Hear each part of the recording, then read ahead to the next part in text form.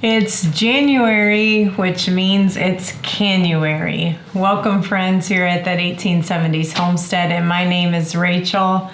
Like I say every single year, absolutely my favorite collaboration.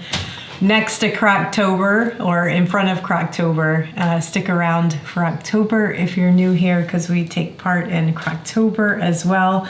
But Canuary is hosted by my good friend Lisa over at Sutton's Days. She is the canning queen on YouTube. So if you're just interested in canning and preserving food, you have found the perfect collaboration. There are playlists to years gone by of a lot of great collaborators coming together, showing you guys great recipes and great ways to put up wholesome food on your pantry shelf, so you don't have to rely on the store and all the nasty processed ingredients. You can make it wholesome and homemade. Today we are going to be canning chickpeas. I love having canned chickpeas on my pantry shelf. Hold on, we're not just canning any ordinary chickpeas. We're gonna do something magic with these today. But I always use them to make my homemade hummus. I used my last jar off my pantry shelf over the holiday season, so I'm in desperate need to restock. Perfect timing. So I just buy chickpeas in bulk, dried. Chickpeas are also known as garbanzo beans. So if you're new to that and you didn't even know how hummus is made, that's how it's made. And I love having them just ready to go off the pantry shelf. Today, since that's what I always do with my chickpeas, why not take it up a notch and let's just make chickpeas ready for hummus, like with all the things. Roasted garlic, my toasted sesame seeds, my lemon juice, and then I basically have like dump and go ready hummus. That's what we're gonna do today. Also, this collaboration this month, this year, is sponsored by ForJars for the first time, I think. And that's really exciting. I got connected with ForJar lids last year, used them for a large bulk of my canning, and I'm 100% satisfied with their product. Excellent quality, great family-run business, and can't recommend them enough. I'll tell you about the prizes, because there are prizes. You're going to want to hear about it. It's amazing. I'll tell you about the prizes at the end. But first and foremost, let's get down here and let's start on this canning recipe. It's really, really simple. All right, the first thing I'm going to do is just rinse these beans. These are like 5 pounds of beans. And don't throw these bags away. Super cute. Attach a little string. You have a cute little satchel for collecting eggs, play bags for little boys, little girls around the house, all kinds of fun things that you could do with this. So I like keeping them. All right, so I'm just gonna rinse real quick. And there are, I'll tell you about it in a second.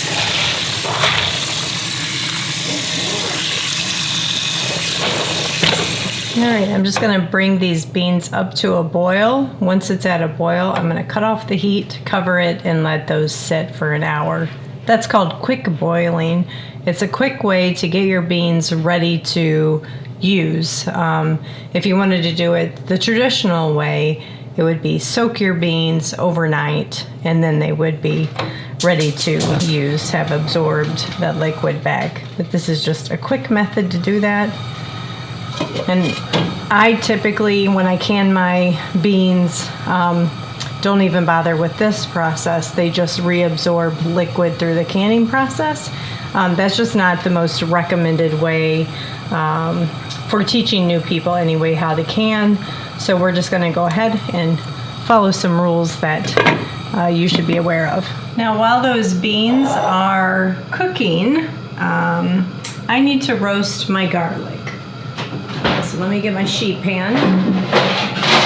And depending on how many beans, like per jar you're going to be using, or how many jars you're going to be canning, I think the original recipe was like 1.5 pounds of beans, and it made 4 jars if I remember correct.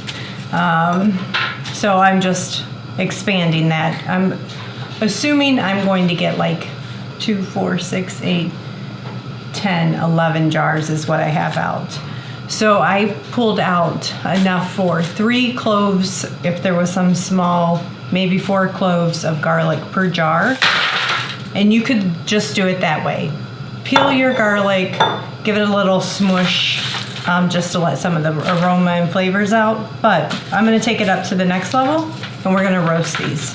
So got my oven preheating. I'm gonna roast these for probably 40 to 50 minutes. That'll be perfect time while the beans are cooking and soaking. All right. Our garlics are roasted, our chickpeas are soaked. One last thing to do is I want to toast my sesame seeds before I put them in the jar just for extra flavor. Totally don't have to do this step. I'm just taking, it's only 2 or 3 minutes. So we're gonna take the step to do that. Per jar, you need 1/4 cup of sesame seeds. So I'm gonna go ahead and go in with 2.5 cups.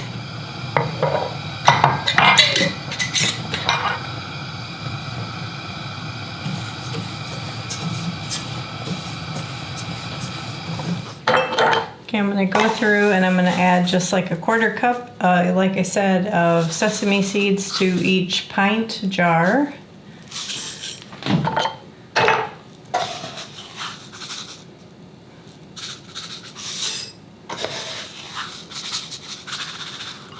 So I'm gonna take this off camera because it's gonna take me a minute, but I'm squeezing out the pulp from the roasted garlics 3 at a time, and then I'll put that in each individual jar.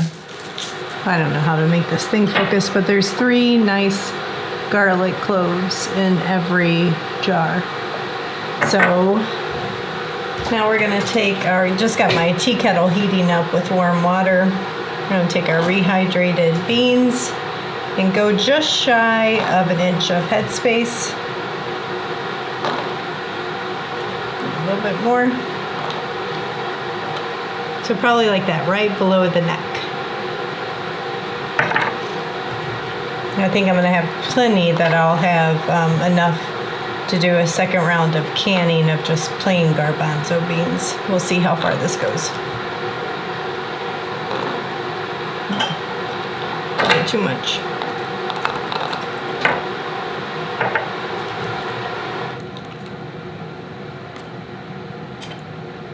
Alrighty.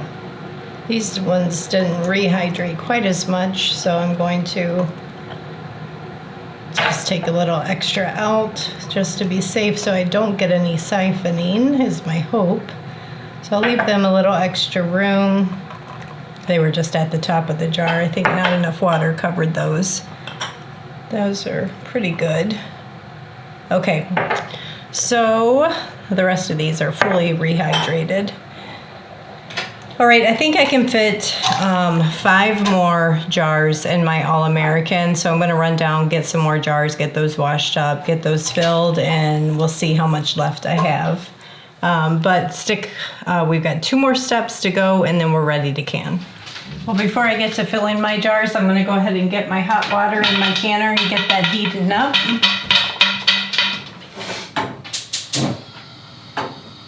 All right, our next step is we are adding 1/4 cup of lemon juice to the jars. And what we're gonna do, if you're interested in canning this recipe, is when we're ready to make this, we'll crack open a jar, drain off the liquid, but reserve it. And put it in a blender, whatever tool you're gonna use to blend up your hummus, and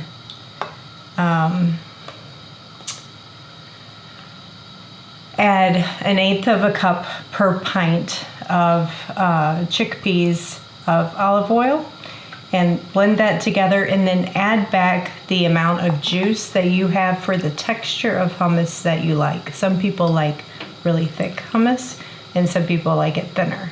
So all that juice can be reused in the recipe. Okay. Okie doke. But let me tell you about the collaboration a little bit more. So it's going to run the entire month of January. Lisa will have the playlist from her channel directly. We're going to link to that down in the description below. And the idea behind it is that you guys get a ton of inspiration of just phenomenal canning recipes from some of the best canners on YouTube are participating in this. And you will, if you're interested in the drawing and the giveaway, all you have to do is watch the video, like it of course, leave a comment. I believe it's based off the comments that they're going to be gaining the entries into the competition. And then on the last day, Lisa will do the drawing and the giveaway with ForJars. And hold on a second, I'll tell you what they are. There's 3 prizes.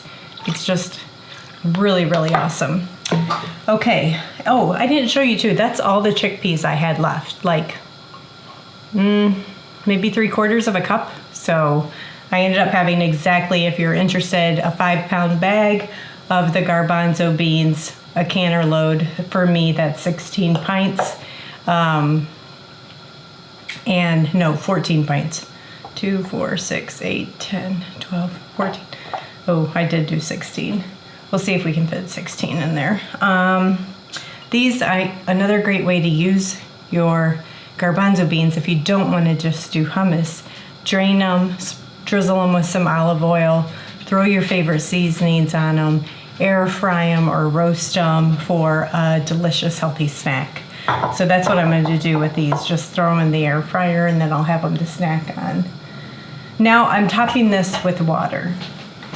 So you guys might have noticed I am using my big All-American canner for this, and that allows me to fit double stack quart jars for pressure canning, which is awesome because pressure canning takes a long time. And if you're going to be running your canner, you might as well fill that boy up as much as you can. Saves on electricity and saves on your time. And guys, that is the first place prize for this month's or this year's collaboration. ForJars is giving away a 21-quart All-American canner, which is incredible. Absolutely incredible. That is a luxury item to say the least. And whoever the lucky winner is going to be just such a blessing to them. And then there is a ForJars gift basket with a $100 Visa gift card and a ForJars gift basket with a $50 gift card as alternative prizes, which are still great. Pretty awesome. I may need a little bit more water.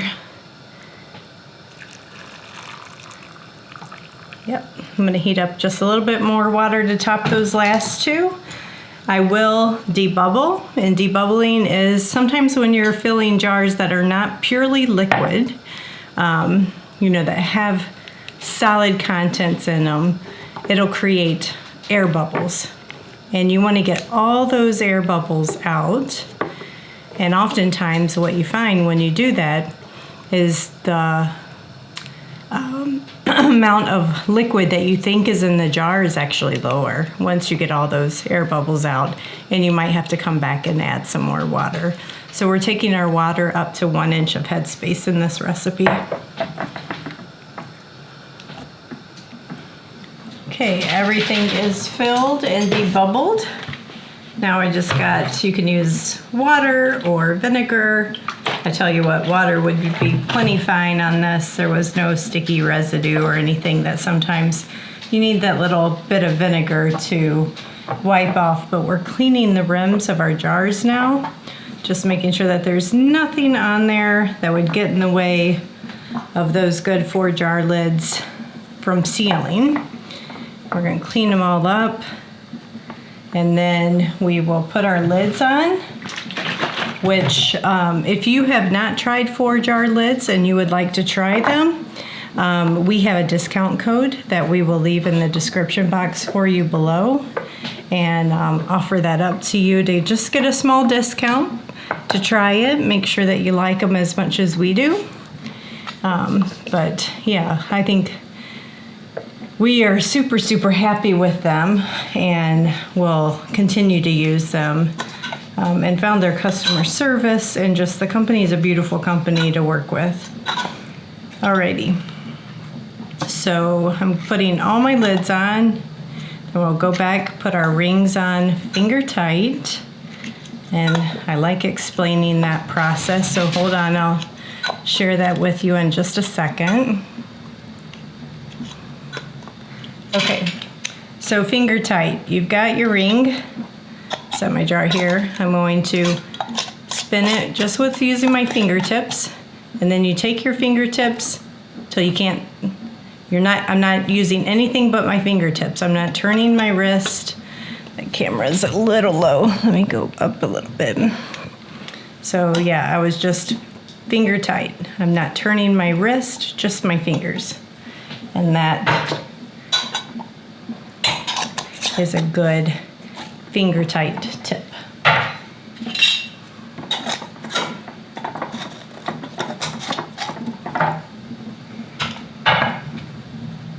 These are going to, once we get them in the pressure canner and bring our canner up to pressure, these are going to can for 75 minutes.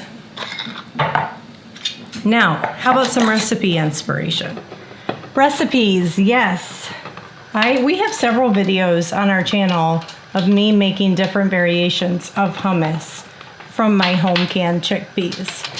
I've made a cookie dough, chocolate chip cookie dough hummus that was absolutely delicious. I most recently made a pumpkin pie hummus. We've done our plain hummuses before. There's so many hummus inspiration recipes that you can readily Google outside of our channel. But even canning, so I did most of mine with garlic. Now, that's just our preference for the majority of the time. For the ones that I left plain, I can use for those random fun things that we do. If you wanted to omit the garlic or add other flavorings to it, you could. So think about what kind of hummus do you enjoy. Maybe it's roasted red peppers. Maybe it is, I don't know what other flavors there are. I've had a really good jalapeno hummus before that was spicy and so delicious. So we are just gonna wait now for this canner to heat up. I'm gonna watch this little vent here. Once I see and hear visible venting, which is when steam's coming out of the canner, I'm gonna let that vent for 10 minutes. I have the pressure weight. A lot of canners come with the jiggler, but I believe every All-American comes with this pressure weight. I'll put my pressure weight on. I'm at 10 pounds of elevation, so I need to come up to 10 pounds of pressure. And then once we're there, we start our timer for 75 minutes. So I'm going to leave you guys with, like I always do, if you're not new here, in my canning videos of what these beautiful jars look like coming out of the jar. And I hope it inspires you to, once again, think outside the box. The way that we like to preserve food here in this house is we preserve what we eat. That's what we always say. I'm not an ingredient canner. I like fast food canning. So if I want hummus, I've got company coming over, I can grab a jar, whip it together super fast without having to pull a lot of things off the shelf. So just a fun tip for you guys. I hope you enjoyed the recipe. Thanks, Lisa, for inviting me again to participate. Absolutely my most favorite collaboration. And ForJars, wow, awesome sponsoring of this year's Canuary. And I can't wait to see who wins the prizes. So leave your comments below and go watch the playlist all month long. Talk to you guys later.